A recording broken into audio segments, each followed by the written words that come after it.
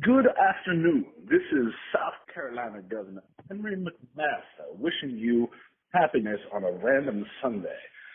It's obviously Greg. Just wanted to wish you happy birthday. Anyway, yeah, I'll talk to you later. Let's touch base sometime in the week or call me back tonight or whatever works. Anyway, hope you're having as good of a birthday you can in quarantine and well, yeah, we miss you down here. All right, bye. I'm so glad he got to visit me in New York. Yeah, I mean, he really was, my best friend. I just so like, even though it was, I guess, about 6 years of friendship, but I'm just so lucky and blessed to have had him in my life. Well, they're talking to my father. He's waiting behind the candelabra. Everyone is now and then. I don't need your love. I just need a friend. I just need a friend to come the door. I just need a compliments on the floor. I just need to talk to you for a second. Just need a break from the sound, 'cause it's killing me. You were supposed to be the wall, the last song. You were supposed to bring me up, brother sweet. And you were supposed to walk me home from the rhythm and Hey, I'll jump in. My name is John. I never worked with Greg, but I became good friends with Greg when he moved to Charleston. And I just wanted to say how happy I am to have met Greg, to have spent as much time as I did with Greg. He's such a loving and generous person, and he has such a big laugh that would fill up an entire room, sometimes too much. And you'd be like, Greg, quiet down. But there was so much love in his laugh. I can't tell if you're being for real or if you're fucking with me right now. No, for real. I found this on the ground. And have you heard of straight edge? It's like straight edge, but you can imbibe whatever you find on the street. But no, for real. Like the buzz is lining off. When I was wandering around earlier, the Charleston Sports Pub. Have you guys heard of this place? This is one of Yeah, yours. wait. This is yours. This is from your house, No, Brooks. I found this on the ground. This is from your house, Brooks Brunson. It's not mine. You're tripping, dude. Like, this was found on the ground. Exactly. What else? Like, I is got Matt cold. Clow in your trunk Look right at it now? out Like, here, dude. It's fucking cold. Let's just. Wait, what were you saying about what do you want to do? I want to go to the Charleston Sports Pub. oh, I need a drink. What? I need a drink bad. So you guys. All right. on, Well, tell I mean, me. you seem pretty upset, so I I think we still should got my go. wallet on me, guys. I got a few bucks left in you. Yeah, then we'll go to Charleston Sports. Let's go. Your birthday? Brooks kidnapped me. She drugged me. She was like, Greg, does this rug smell like chloroform? And then did that. And I was like, I did not oh! do that. I asked you to come for a ride from contemplation.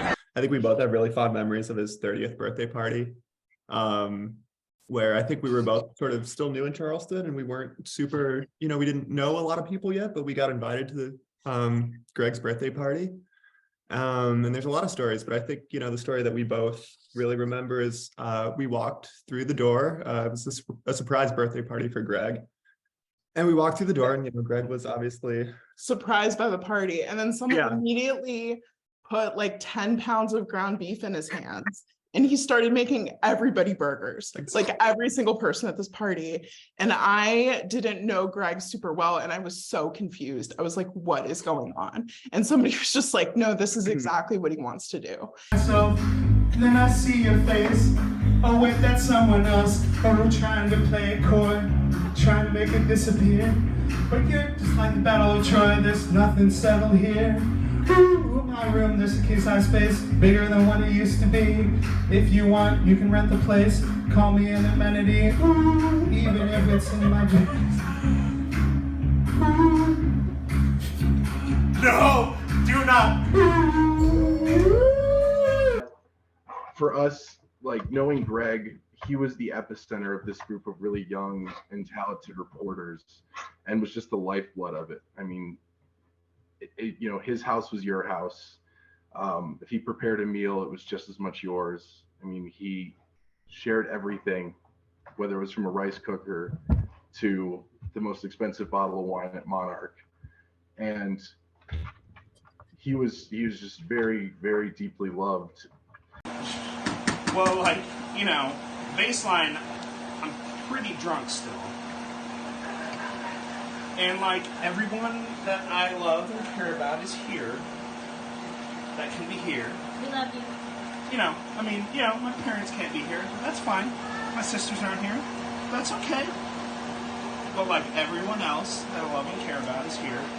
New friends, old friends, everyone. Brooks is here. Like, come on now. This pasta. Tell me about this pasta. It's some pretty basic pasta. Is it? Pretty basic pasta. What's in it? Tomatoes. It's pretty basic pasta. A few hours of conversation. Like, I'm really glad that shit's coming together for you, Brooks. Seriously. Oh, I like accidentally filmed that. Oh. I'm really glad it's just. I'm glad you filmed that shit. I just think of these little like Gregisms, and one of my favorite Gregisms, if you will, was of course to know Greg is to know Jake, and anywhere he went with Jake, whenever he'd introduce him to strangers, he'd say, "This is Jake.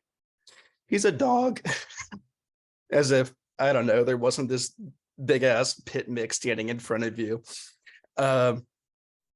It was one of those things, whenever we like randomly catch up, DM or text, he'd be like, "Oh, how are you?" I'm good. And I'd say, "How's Jake? You know, is he still a dog?"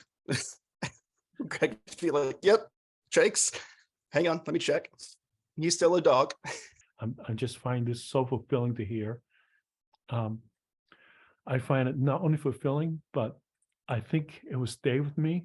This inspiration will actually stay with me, and it could be in my conscious, but it will certainly be in my subconscious, moving me forward. And hopefully my wife and daughter who's listening. And this person, Jake, thank you. That's Jake the dog.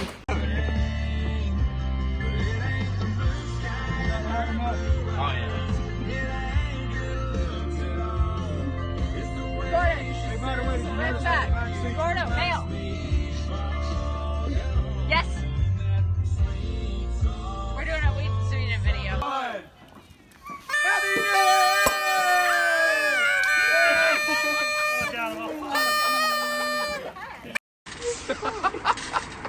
Brought you into the street.